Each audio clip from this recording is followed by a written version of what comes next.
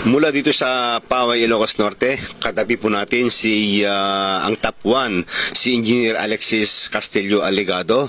Sa katapos lang po na Civil Engineer's Licensure Examination, siya po isa sa top 1. Engineer Aligado, congratulations. Maraming salamat po sa pagpaunlak sa interview. Salamat po sa malaking oportunidad na ito upang para ma-feature sa inyo upang magbigay inspirasyon sa mga katulad ko na nanggaling lang sa mahirap na pamilya at naghirap upang ma-achieve ko yung goal ko. Yung kapanayam mo yung si mother mo kanina, talagang damang-dama yung kanyang kagalakan at hindi maiwasan na siya emotional dahil naalala niya yung kanyang paglalabada para lang may pangbaon kayo sa school. Anong ramdaman natin noon nung kayo pa ay nasa school? Siyempre naawa ko sa kanila kasi talagang kulang yung yung sweldo nila, yung kinikita nila sa isang araw is parang nababudget lang sa pangangailangan namin sa isang araw, kaya namumroblema na naman sila kung ano yung isusustento nila sa amin sa susunod na araw, ganun. Kaya nalulungkot or naawa ko sa kanila kasi talagang pag uwi nila napapagod sila, ganun. Kaya iyon yung naging inspirasyon ko upang magsikap at maabot ko yung pangarap. So may challenge ka noon kasi nakikita mo yung kalagayan ng iyong pamilya. Opo, yun po yung naging inspirasyon ko upang itapusin or makapagtapos sa college. Kaya at ako naman yung maging toka sa pagsustento sa pamilya namin. Wala bang time noon na parang naisip mo na tumigil ka na sa pag-aaral kasi parang nahihirapan na yung mga magulang? Hindi naman, kasi yun lang yung sa tingin kong paraan pang matulungan sila. Yun na yung naging inspirasyon ko, kaya naging determinado ako upang tapusin yung kurso. Nay, congratulations. Anong nararamdaman natin kasi yung anak nyo po ay top 1 sa kanyang board exam? Masaya, sir, kasi hindi ko inaabangan na magtapon siya, tsaka ang alam ko lang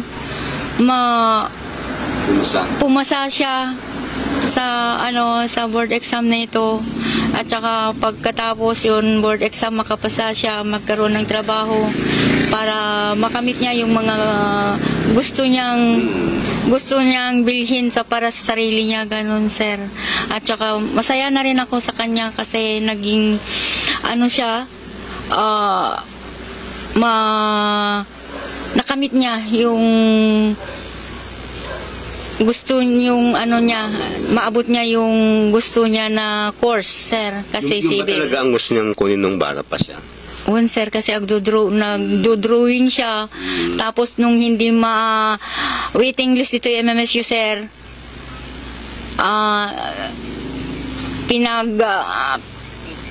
tinapon na yung drawing niya bahay niya, sir. Parang nadismaya noon? Nadismaya, sir, nung waiting list. Tapos yung principal namin, Lord, ay Sir Tamalagip. Nag-text sa kanya, sir, sabi niya, bakit waiting list? Bukas pumunta ka, sabi niya, sir. Pumunta siya. Tapos pagbalik niya ng hapon ko ay mama, naka-enroll na kon. Nasaan? Sabi ko. Sa memesyo ko na, Lord, thank you. I-pull out na yung paper na, Lord, sa lawag, sir, para Edo. Paano po natin itaguyod ang pag-aaral ng mga anak natin? Kasi nalaman po namin kayo po ay sumasaylay lang sa paglalabada at tumutulong din sa mga gawain sa bukid. Oo, sir, nung magtatanim kami ng mais, palay, siyempre, sir, hindi naman namin makakain lahat. Binibenta para lang may allowance, tsaka pambayad sa utang, ganun, sir. Tapos, pag kulang ang allowance, yung pinagtatrabahuan ko, babali ako, sir. Ganun.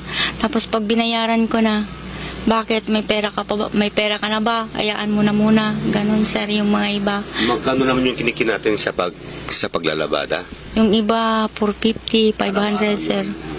Hindi, sir. Dalawa lang, sir. Isang linggo. Paano pati pagkasain yung allowance kasi 4 po yung anak ninyo po, ma'am? Kung wala nang ulam, sir, di mangutang na lang, sir. Mangutang. Siyempre, sabi ko na ngayon sa'yo, sir, utang.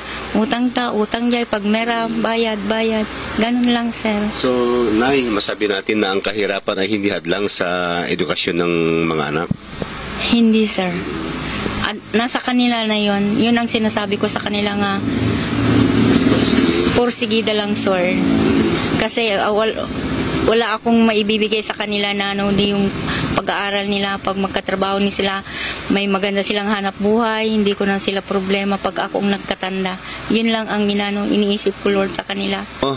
Mensahe din sa mga katulad mo na mga nag-aaral din na medyo nahirapan yung pamilya sa pag-aaral. To all students like me, don't let poverty na maging parang hindrance sa inyo upang i-achieve nyo yung goal nyo. Gawin nyo yung inspirasyon at maging determinasyon parang ibuhos nyo lahat ng determinasyon upang ma-achieve nyo yung goal nyo. Ngayon, dahil top 1 yung anak ninyo po, talagang sulit lahat yung yung pagod, paghirap po natin sa paghahanap buhay. Masasabi ko, yes, sir, kasi yun na lang sigurong iniiyakan ko. Lagi kong naalala na naghihirap ako dyan. Gusto ko lang nga pumasok sila, sir. Ayaw ko silang mag-absent sa school para hindi nila na maranasan yung naranasan ko nga paghihirap nga naglalaba ganun, sir. Kumusta naman si Alexis nung siya ay bata pa? Talagang matalino sa sa school? Matalino, sir. Hindi ko pa yung iba tinuturuan ko na noon, kagaya ng ate niya tinuturuan ko, pero ito nung na hindi na. Siya lang na mismo, grade 1, siya ng assignment na ganun, sir. Siyang panganay po, Nay? No, sir. Pangalawa, sir. Pangalawa. Anong mensahe po natin kay Engineer Alexis kasi meron na siyang title sa kanyang pangalan? Masasabi ko lang, sir, sa kanya, sir, huwag na siyang magbabago. Pag may trabaho siya, dapat ipantay niya yung sarili niya sa mas sa kanya, mas mababa sa kanya. Hindi siya magmayabang. Ganun, sir. Ano naman mensahe natin sa mga katulad niyo pong na marami ring pinag-aaral na anak? Ang gusto ko lang sa katulad kong mga magulang, hindi sila susuko. Magtiyaga sila, gawin nila yung mabuti. Kahit anong maririnig nila, go on, let go and let God. Yun lang, sir.